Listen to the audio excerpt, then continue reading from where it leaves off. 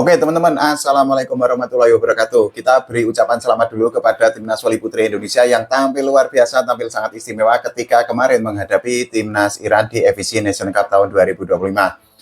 Ini bisa dikatakan kejutan atau nggak kejutan, karena apa? Kejutannya, Timnas Indonesia tampil luar biasa, tampil sangat istimewa dan langsung menang dengan skor 3-1.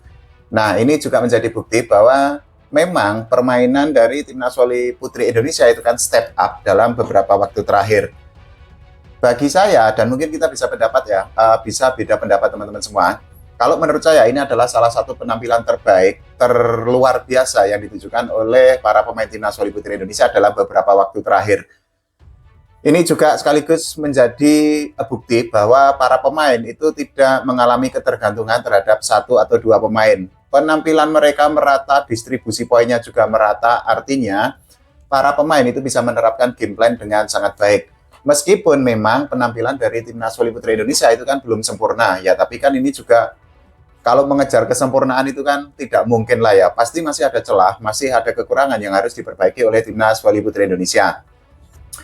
Ini statistiknya ya teman-teman semua. Jadi dari sini kan kita bisa melihat bahwa salah satu celah, salah satu kelemahan yang masih dimiliki oleh Timnas Voli Putri Indonesia ketika menghadapi Iran kemarin adalah dari segi blok. Ini juga bisa menjadi sebuah evaluasi bagi PBVSI agar nantinya Timnas Voli Putri Indonesia menjelang tampil di kejuaraan internasional, misal di FIC dan lain sebagainya, mereka harus sering untuk dikirim ke luar negeri atau menjalani tryout menghadapi lawan-lawan yang memang secara postur itu lebih tinggi. Karena apa?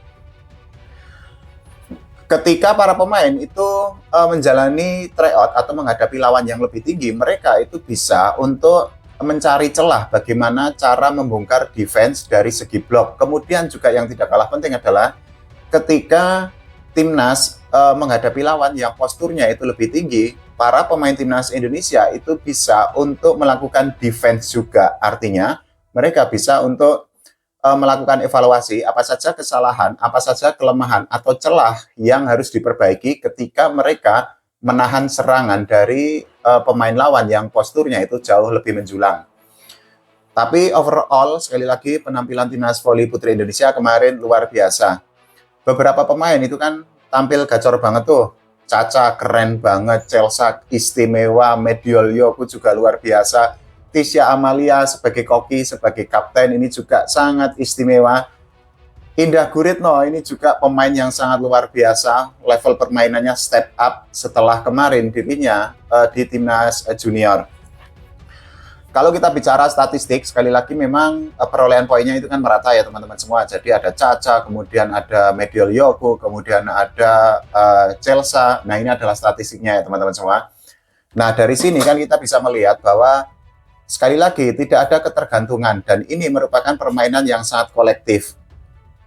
Boleh beda pendapat, nggak apa-apa ya, pokoknya ini adalah salah satu permainan terbaik Timnas Voli Putri Indonesia dalam beberapa waktu terakhir. Terlepas bahwa mungkin Timnas Iran komposisi pemainnya berubah, ya yang pasti yang menang itu kan merayakan, yang kalah itu akan menjelaskan. Nah, kira-kira seperti itu bahasa analoginya. Kalau kita bicara mengenai siapa pemain terbaik, ya ini akan menjadi sebuah diskusi yang memang akan sangat sulit. Karena apa? Permainan timnas itu kan merata tuh, artinya tidak hanya satu pemain yang menonjol, tapi hampir semua pemain itu kan memang ya menunjukkan perannya dengan sangat baik. Mediol Yoku sebagai OH defense, ini juga defense-nya baik. Kemudian juga Tisha Amalia, distribusi bolanya, set skillnya ini juga luar biasa. Caca ini juga ya sesuai prediksi penampilannya oke. Chelsea ini juga di luar prediksi, ini juga penampilannya sangat oke dan menjadi pemain inti di bawah pelatih Timnas Voli Putri Indonesia Marco Sugiyama. Artinya dari situ ya kalau memilih MVP akan sangat sulit. Tapi kalau saya nih ya, kita boleh beda pendapat. Saya justru lebih senang melihat penampilan kemarin Indah Guritno. Ada beberapa momen ketika Indah Guritno itu bisa untuk mengcover area atau bisa memberikan umpan yang sangat baik. Bahkan ini sudah seperti setter, padahal posisinya kan libero tuh.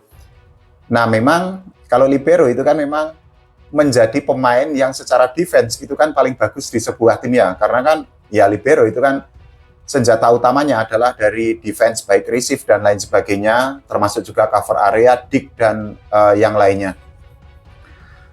Kenapa Indah Guritno ini menjadi pemain yang kemarin cukup mengejutkan buat saya, nggak tahu buat teman-teman semua. Karena yang pertama, kalau saya itu kan memang sempat memprediksi bahwa nanti libero itu kan akan diisi oleh Emma tuh, tapi ternyata Marco Sugiyama memberikan kepercayaan penuh kepada Indah Guritno.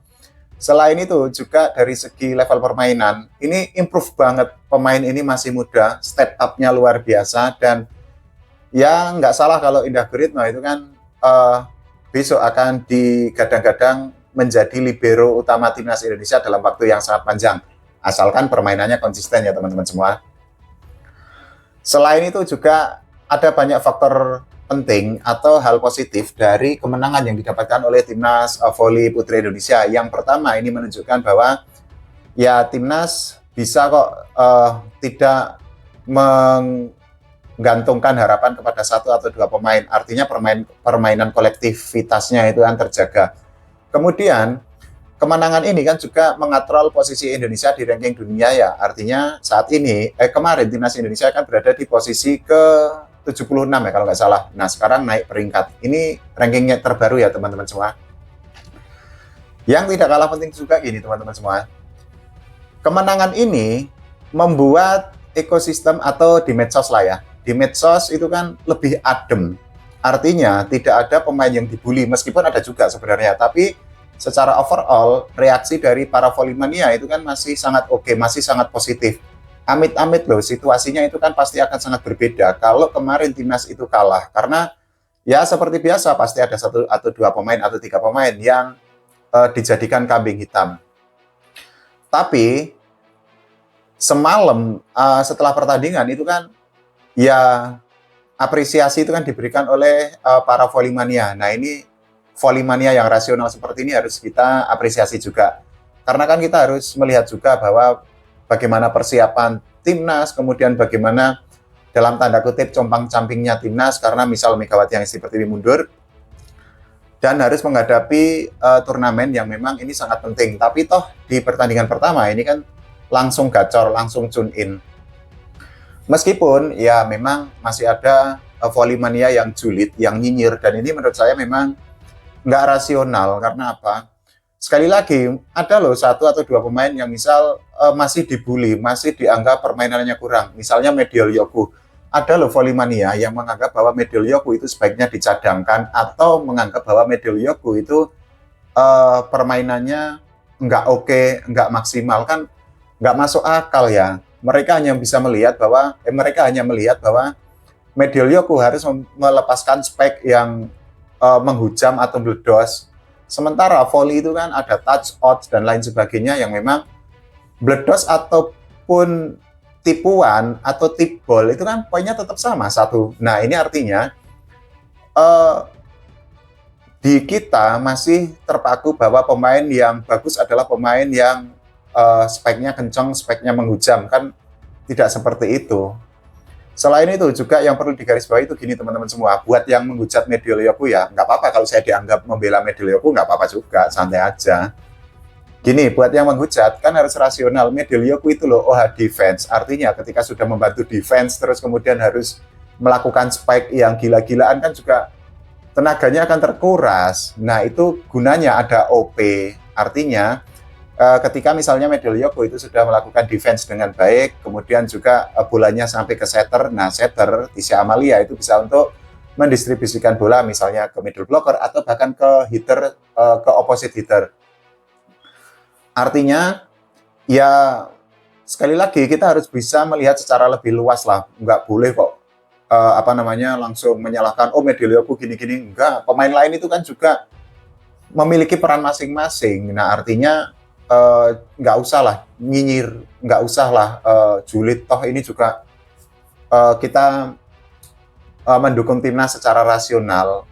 Apapun yang terjadi ini kan timnas kita ya, masa pemain-pemain terbaik timnas kita maki-maki, kita hina-hina, kita rendah-rendahkan kan ya ngapain gitu ya kira-kira. Nah nanti timnas voli putri Indonesia akan menghadapi Kazakhstan. Ini secara peringkat lebih oke jika dibandingkan dengan Iran, tapi ya melihat permainan kemarin masih ada peluang bagi timnas untuk mendapatkan kemenangan. Kalau menurut teman-teman semua bagaimana? Silahkan tulis di kolom komentar. Jangan lupa doakan timnas Indonesia berprestasi, nanti menang lawan Kazakhstan dan juga voli Indonesia diurus oleh PBVSI dengan semakin profesional lagi. Oke, terima kasih teman-teman semua.